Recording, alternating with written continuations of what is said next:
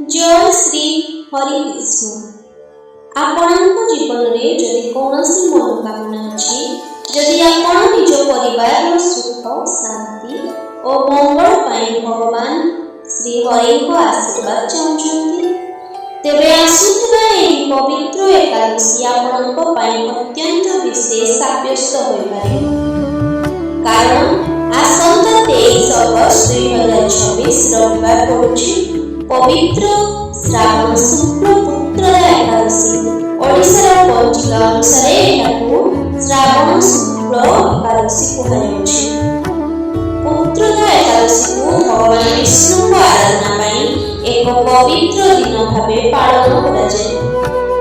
ପାରମ୍ପରିକ ବିଶ୍ୱାସରେ ଏହି ବ୍ରତ ସନ୍ତାନ ସୁଖ, ପରିବାରର ମଙ୍ଗଳ ଏବଂ ମନୋକାମନା ପୂରଣ ପାଇଁ କରାଯାଏ। କିନ୍ତୁ ଏହି ବ୍ରତ କିପରି କରିବେ, କଣ ଖାଇବେ, କଣ ଖାଇବେ ନାହିଁ, କେଉଁ ସମୟରେ ଭଗବାନ ବିଷ୍ଣୁଙ୍କୁ ପୂଜା କରିବେ ଏବଂ ଏକାଦଶୀ ବ୍ରତର ପାଳନ କିପରି କରାଯାଏ, ଆଜିର ଏହି ଭିଡ଼ିଓରେ ଆମେ ପୁତ୍ରଦା ଏକାଦଶୀ ସମ୍ପର୍କରେ ସମ୍ପୂର୍ଣ୍ଣ ଭାବରେ ଜାଣିବା।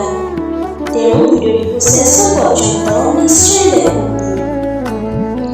ଏକାଦଶୀ ହେଉଛି ଚନ୍ଦ୍ର ପକ୍ଷର ଏକାଦଶ ତିଥି।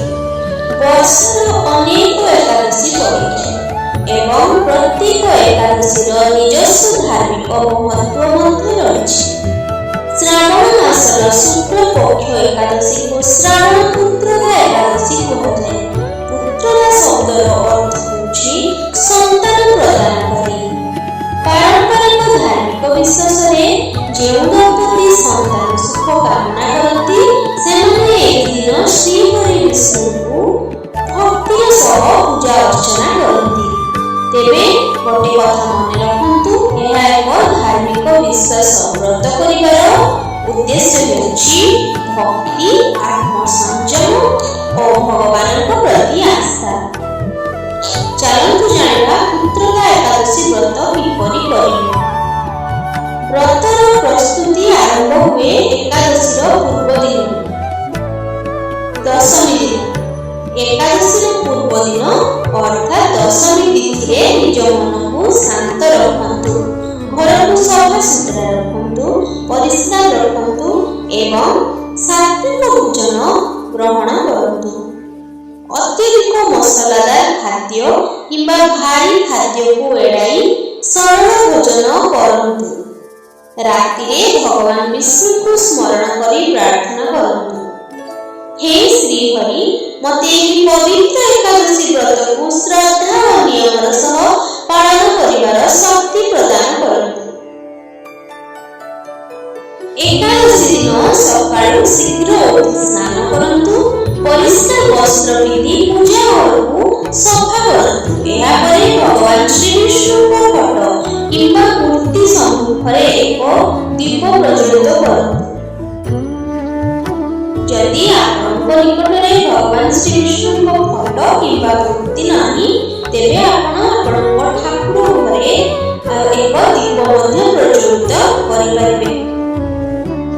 ଧୂପ, ଫୁଲ, ଫଳ ଓ ତୁଳସୀ ଅର୍ପଣ କରନ୍ତୁ।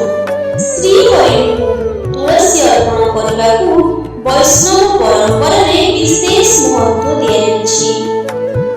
ତାପରେ ହାତ ଯୋଡ଼ି ନିଜ ମନୋକାମନା କରି ବ୍ରତର ସଂକଳ୍ପ ନିଅନ୍ତୁ। ଚାଲନ୍ତୁ ଜାଣିବା ଏହି ବ୍ରତକୁ କିଭଳି ଭାବରେ ପାଳନ କରାଯାଏ। ପରମ୍ପରା ଅନୁସାରେ ଏକାଦଶୀ ବ୍ରତରେ କେହି କେହି ନିର୍ଜଳ ଉପବାସ କରନ୍ତି, ତ କେହି କେବଳ ଫଳାହାର କରନ୍ତି ଏବଂ ଆଉ କେହି ସାତ୍ଵିକ ଏକାଦଶୀ ଭୋଜନ କରି ବ୍ରତ ପାଳନ କରନ୍ତି। କିନ୍ତୁ ନିର୍ଜଳ ଉପବାସ ସମସ୍ତଙ୍କ ପାଇଁ ଉପଯୁକ୍ତ ହୋଇନଥାଏ।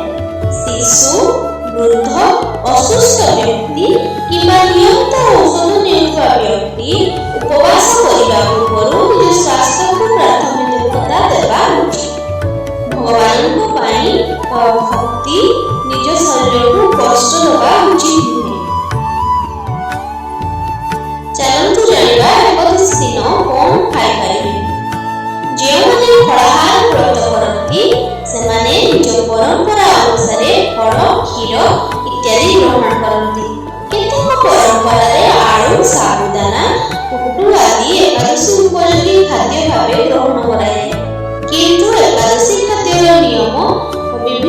ଅଞ୍ଚଳ ଓ ବିଭିନ୍ନ ପରିବାରର ପରମ୍ପରା ଅନୁସାରେ ଭିନ୍ନ ଭିନ୍ନ ମଧ୍ୟ ହୋଇଥାଏ।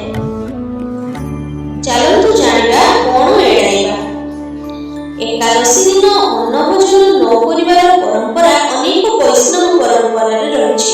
ଏହା ସହିତ ମଦ୍ୟପାନ, ଆମିଷ ଭୋଜନ ଓ ଅସାତ୍ୱିକ ଖାଦ୍ୟ ଏଡ଼ାଇବାକୁ ଧାର୍ମିକ ପରମ୍ପରାରେ ମଧ୍ୟ କୁହାଯାଇଛି। କେବଳ ଖାଦ୍ୟରେ ନୁହେଁ, ମନରେ ମଧ୍ୟ ସଂଯମ ରଖିବା ଏକାଦଶୀର ମୁଖ୍ୟ ଉଦ୍ଦେଶ୍ୟ। କାହା ସହିତ ଝଗଡ଼ା କରନ୍ତୁ ନାହିଁ, ମିଛ କଥା କୁହନ୍ତୁ ନାହିଁ ଏବଂ ଅନ୍ୟକୁ କଷ୍ଟ ମଧ୍ୟ ଦିଅନ୍ତୁ ନାହିଁ। ଏହି ଦିନ ଆପଣ ଶ୍ରଦ୍ଧାର ସହ ଓಂ ନମୋ ଭଗବତେ ବାସୁଦେବାୟ ଏହି ମନ୍ତ୍ରଟିକୁ ଜପ କରିପାରିବେ। ସମ୍ଭବ ହେଲେ ବିଷ୍ଣୁ ସହସ୍ର ନାମ, ଭଗବତ ଗୀତା କିମ୍ବା ଶ୍ରୀହରିଙ୍କ ନାମ ନିଶ୍ଚୟ ସ୍ମରଣ କରନ୍ତୁ। ସନ୍ଧ୍ୟା ସମୟରେ ପୁଣି ଦୀପ ଜଳାଇ ଭଗବାନଙ୍କର ଆରତି କରନ୍ତୁ। ସମ୍ଭବ ହେଲେ ଏକାଦଶୀ ମହାତ୍ମ୍ୟ କିମ୍ବା ପୁତ୍ରଦା ଏକାଦଶୀ ବ୍ରତ କଥା ମଧ୍ୟ ନିଶ୍ଚୟ ଶୁଣନ୍ତୁ। ଯେଉଁ ଭକ୍ତମାନେ ସକ୍ଷମ ସେମାନେ ରାତିରେ ଶ୍ରୀହରିଙ୍କ ନାମ ସ୍ମରଣ, ଭଜନ ଓ କୀର୍ତ୍ତନ କରନ୍ତୁ। ବ୍ରତର ସବୁଠାରୁ ବଡ଼ କଥା ହେଉଛି ଭଗବାନଙ୍କ ପ୍ରତି ଭକ୍ତି ଓ ମନରେ ପବିତ୍ରତା ରଖିବା। ଚାଲନ୍ତୁ ଜାଣିବା ଏକାଦଶୀ ପରେ ଦ୍ୱାଦଶୀ ଦିନ ପାଳନ କିଭଳି କରିବା। ଏକାଦଶୀ ବ୍ରତର ଶେଷ ପର୍ଯ୍ୟାୟ ହେଉଛି ଦ୍ୱାଦଶୀ ପାଳନ। ଦ୍ୱାଦଶୀ ଦିନ ନିର୍ଦ୍ଦିଷ୍ଟ ପାଳନ ସମୟରେ ବ୍ରତ ଭଙ୍ଗ କରାଯାଏ। ପାଳନର ଠିକ୍ ସମୟ ସ୍ଥାନୀୟ ପଞ୍ଜିକା ଅନୁସାରେ ଦେଖିବା ଉଚିତ।